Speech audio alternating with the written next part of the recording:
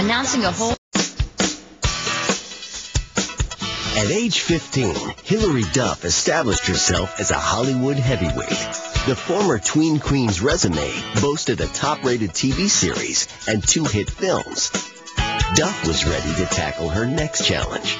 I went to a concert that Disney was putting on. There was all these young performers that were my age, and I was like watching them like, that looks like so much fun, and if they can do that, I can do that too, you know, and so I told my mom afterwards, I was like, Mom, I want to be a singer.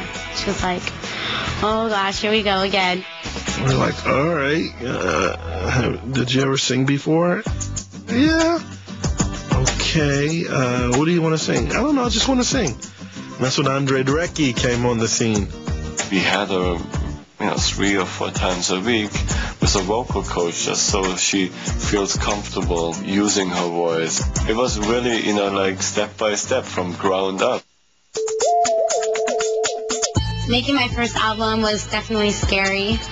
I think I did not feel like a singer at all. But being in the studio, I was working with a lot of great people, and I didn't write the music, and I didn't know that it was done any differently. I was just like, okay.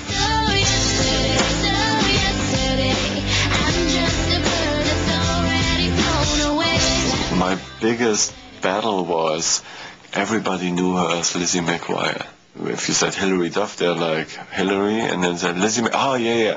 So I said, the first thing I want to work on is getting Hilary Duff out there, because Lizzie is a Disney brand, and I didn't want to have that Disney stamp on her for the rest of her life.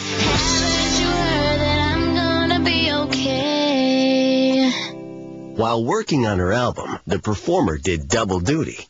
Duff went for laughs in the ensemble comedy Cheaper by the Dozen, starring Steve Martin and Bonnie Hunt. Being with Hilary on a daily basis when we were shooting the first Cheaper, there was just kids in any neighborhood we were shooting and waiting to speak with her, see her.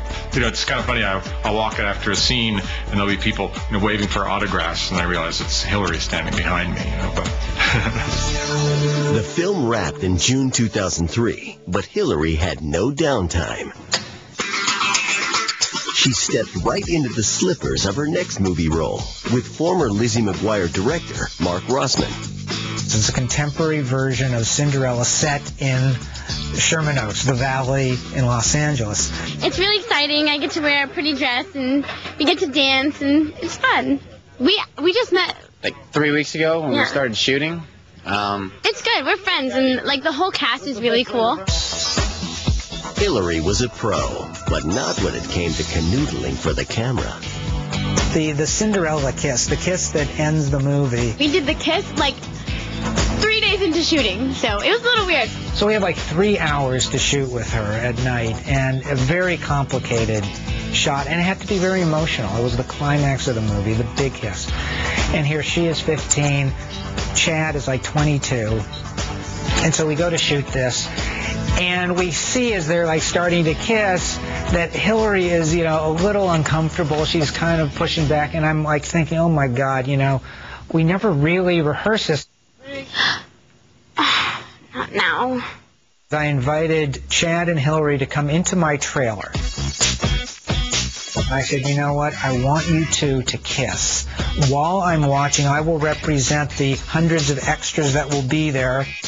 So we're going in the trail and they're practicing. He's sitting there saying, okay, do that again. I'm like, Mark, why don't we step out and just let the 2 kids talk for a little while. And finally I said, okay, I'm now going to leave the trailer and you guys just kiss and kiss and kiss and kiss until you're so sick of it that you become bored with it. We got him up there, and we shot and shot. I was nervous. Here's the end moment. I'm going, ooh, do we have it? Do we have it? Austin, what are you doing? Something I should have done a long time ago. And finally, they did the kiss to end all kisses.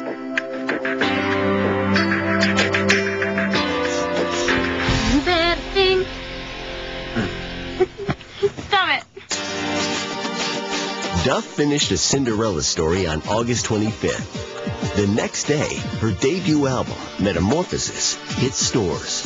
It was just very nerve-wracking. I was very nervous. Everybody expected you know, oh, it's going to be another Britney Spears. You know, they just saw, oh, cute girl on the Disney Channel, blonde, it's got to be, you know, bubblegum pop. But there at times can be a stigma attached and associated with people who are trying to do everything. Immediately you're kind of starting as an underdog if you were a television star or a movie star and you want to release a song. It's like, oh, here we go again. I think that the wholesome image for her is always going to be a tough thing. Once people put you in a category, it's a pain. As it turned out, Hilary made a smooth transition. We debuted #2 and then went to the #1 spot in the second week. I think that she certainly had to prove that she could be successful on the pop chart. I was an actress, and then I started singing, and nobody paid attention to me, and everyone, you know, said things, and until my single came out, and then all the fans supported it. My album came out, and it was, you know, big and sold a lot of records. Hilary Duff conquered the charts. But could the fledgling pop star pull it off in person? On November 16, 2003, Duff was put to the test at the American Music Awards.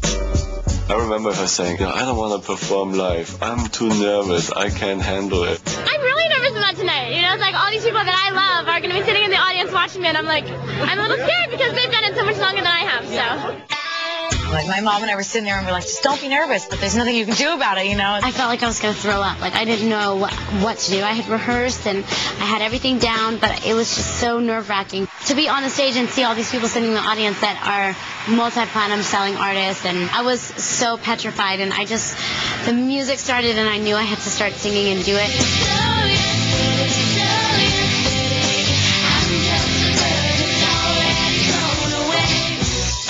She had these huge steps to walk up, and heels about 7 or 8 or 9 inch heels. All I was saying was, Hilary, don't fall. Hilary, don't fall. She came through with flying colors, and it was one of my favorite performances of hers ever. And she was different after that. She just took it, and we started touring. Hilary performed all over the United States and Canada, but reports began to circulate that Duff lip-synced her performances. We have a live show, we have a live band. I can't get much more live than that. You have tracks of, like, you know, certain loops or keyboard pads. You need that support to make it feel, oh, you know, this sounds like the record. Everybody does it, from U2 to the Rolling Stones. There's nothing to be ashamed of. Hilary didn't let the controversy bring her down. She quickly began recording her sophomore album while making another movie. I'd be filming Raise Your Voice during the day and then going into the studio at night and recording. So I was kind of just scattered everywhere. Hilary finished shooting Raise Your Voice in April 2004, then jumped right into filming The Perfect Man, co-starring Heather Locklear. But neither movie lived up to expectations. The Perfect Man wasn't edgy enough for really the older teenagers and was maybe a touch more mature for the 6, 7, and 8-year-olds, and it kind of fell into a crack there. Still, Duff had plenty to sing about. Her new album, Hilary Duff, was released on her 17th birthday.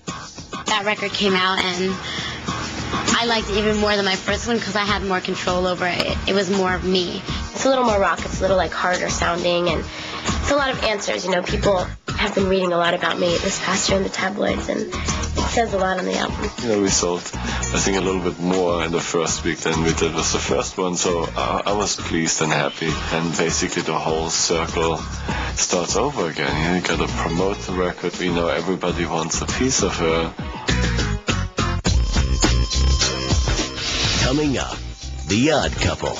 I think I saw pictures of them together first in a magazine, and then when I actually saw them in the neighborhood together, I thought, that's